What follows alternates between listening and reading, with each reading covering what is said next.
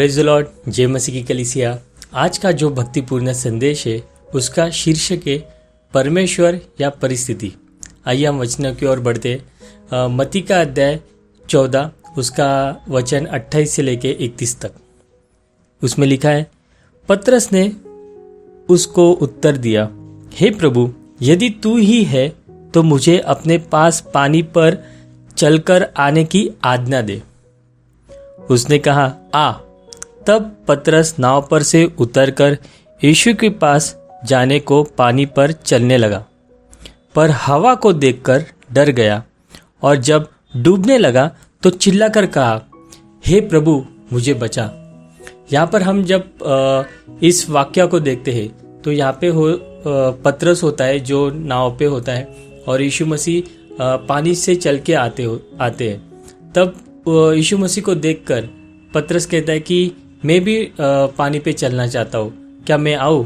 पर यीशु मसीह कहते कि आ जा। और कुछ दूरी पर जब पतरस चल के जाता है पानी पे, और उसका लक्ष्य कहाँ पे होता है? परमेश्वर की ओर। पर जब थोड़ी ही दूरी पर जब वो आगे जाता है तब वो जो हवा होती है वो उसको सुनाई देती है और वो पानी को देखता है, इतनी बड़ी तूफान को देखता है और डर जाता है और वो तुरंत ही पानी में डूबने लगता है और परमेश्वर उसे तुरंत बचा लेते। तो यहाँ पर हम पतरस को जब देखते हैं तो हम यहाँ पे देखते हैं कि पतरस कौन था। पतरस एक मछुआरा था। क्या मछुआरा कभी डूब सकता है? नहीं।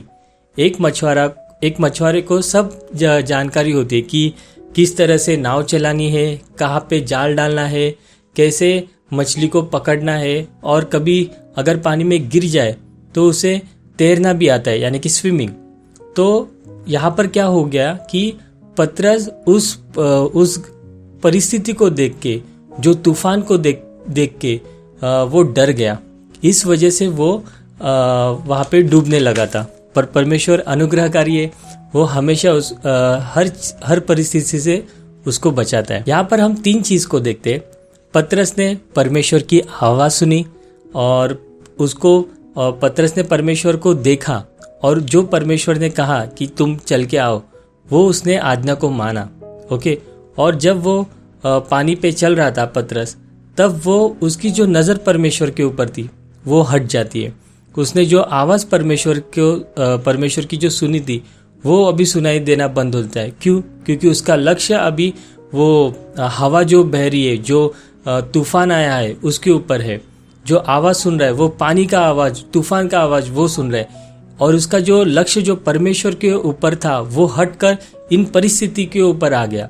इस वजह से वो डूब रहा था और परमेश्वर ने उसको बचा लिया। हमारे जीवन में भी जब हम भले कोई भी परिस्थिति हो, हमारा लक्ष्य जब परमेश्वर के ऊपर होता है, हम वचनों में बढ़ते हैं, पवित्र आत्मा हमको गाइड करता है, तो चाहे कोई भी परिस्थिति हो, हम डगमगा नहीं जाते।